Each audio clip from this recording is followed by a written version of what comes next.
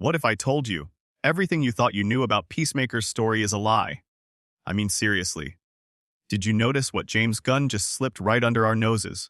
Because Episode 3 doesn't just expand the Peacemaker saga, it rewrites the entire DCU canon in ways most fans aren't even ready to hear. Think about it, a flashback 3 years before Rick Flag Jr.'s death, showing him in a secret affair with Amelia Harcourt. Wait, what? If that's true, then everything we believed about Harcourt's cold distance from Chris Smith suddenly makes sense. She's not just brushing him off. She's haunted.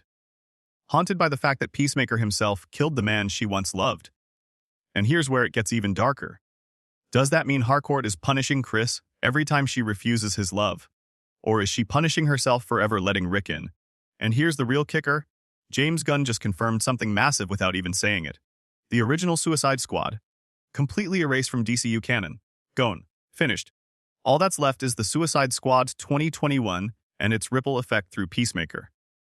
Now let me ask you this, how many of you actually noticed this shift? Or did Gunn just drop a timeline nuke so smoothly that we all nodded along like nothing happened? See, that's the problem. We've been fed the illusion of continuity, but Episode 3 tells a much scarier truth. The DCU isn't just rebooting, it's reshaping its own history in real time. And that means no character, no death, no love story, no betrayal is safe. But let's pause. Because before I go further, if you're someone who lives for these hidden truths and forbidden connections, then hit that subscribe button right now. Trust me, you don't want to be the person who finds out secondhand when the next mind-bending twist drops. Now back to the madness. Chris, hungover, waking up in an alternate dimension. Keith worried he's fallen back into drugs. But no. Chris swears it's just alcohol. And here's the part nobody's talking about. Why is James Gunn leaning so hard into Chris's vices again? Is it just comic relief? Or is it a breadcrumb trail toward Chris's eventual downfall? Because let's be real, how many times can Peacemaker promise change before he self-destructs? And that brings me to the alt-dimension Harcourt. Chris scrambles to meet her, only to discover she's not just alive, she's in a relationship with Rick Flag Jr. That's right, in this reality, the man Peacemaker killed is still breathing, and he's still standing right between Chris and Harcourt. Do you feel that? That's the sting of irony slicing straight through the heart of this show. But here's where I want to throw the question back to you. If you were Chris, would you walk away out of guilt? Or fight for a love that was never yours to begin with?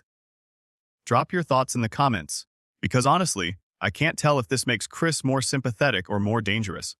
And then, the scene that changed everything. Terrorists storming the DMV, bombs strapped, chaos everywhere. Peacemaker dives headfirst into danger, neutralizing threats like it's nothing. Too easy, right? Suspiciously too easy. Which makes me wonder, were those terrorists really terrorists? Or were they freedom fighters, demonized by the system, and murdered by a man who calls himself Peacemaker? This is where the writing gets chilling. Chris earns cheers, applause, adoration. But is it hero worship or blind idolatry? And let me be blunt. Haven't we seen this before? A violent man rebranded as a savior, while the real truth rots behind closed doors. Kind of reminds me of how fans once worshipped Superman as a flawless god, until Zack Snyder cracked that image wide open. And speaking of cracks, did you notice how Harcourt actually seemed impressed by Chris's behavior? That's not romance. That's nostalgia. That's her seeing the ghost of Rick Flag Jr. in Chris, which raises the darkest possibility yet. Does Chris only win her affection when he becomes the very man he killed? Think about it. The ultimate punishment for Peacemaker isn't rejection, it's being loved as a substitute.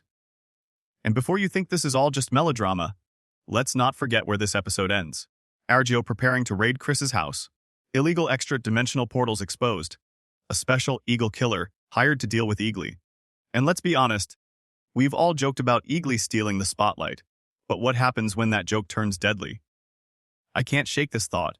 What if Chris loses Eagly before he loses Harcourt? Wouldn't that be the cruelest twist of all? Stripping him of the only creature that's ever loved him unconditionally. Now here's the real question I want to leave dangling for you. If this alternate dimension really is too happy, too perfect, doesn't that mean we're about to watch it burn? Because if there's one thing James Gunn loves, it's pulling the rug out from under us when we're finally comfortable. So here's where the puzzle gets even more twisted. Why would James Gunn, of all people, give us a happy, alternate reality where Chris is loved, admired, even celebrated, only to drop breadcrumbs that something sinister is rotting underneath. I mean, seriously, ask yourself, when has Gunn ever given us uncomplicated happiness? The guy made Guardians of the Galaxy, and still killed off Yondu just when we started to love him. He thrives on ripping joy away at its peak, which makes me wonder, are we falling into the same trap with Peacemaker's alternate dimension? Are we being lured into a false sense of security before the blade drops? Let's break it down. Chris shows up in Evergreen, suddenly treated like a local celebrity. People cheer him on. Kids look up to him. Even Harcourt softens, impressed by his heroics. Sounds like a redemption arc, right? Wrong? Think about it in this perfect world. What happens when Chris realizes he's been living in a lie? Or worse, what happens when we realize the terrorists he just killed weren't villains at all, but martyrs fighting a corrupt system? Imagine the guilt. Imagine the collapse. 1 second, you're the savior. The next, you're the monster who silenced freedom fighters. Tell me in the comments, if this twist hits, would you still root for Chris? Or would you see him as beyond saving? And here's the forbidden knowledge nobody's talking about. Harcourt's relationship with Rick Flag Jr. isn't just a love triangle, it's a ticking time bomb. Why? Because Chris is stuck in the paradox of killing Rick in one universe while competing against him in another. That's not just tragic irony, it's cosmic punishment.